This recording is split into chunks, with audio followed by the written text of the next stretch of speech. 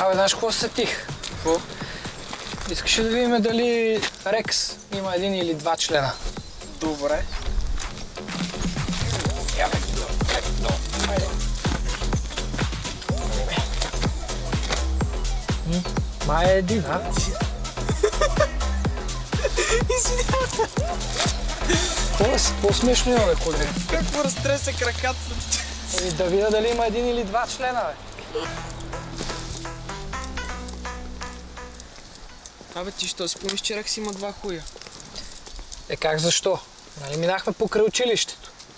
И там един каза, го е това куче с двата хуя, пак идва насам.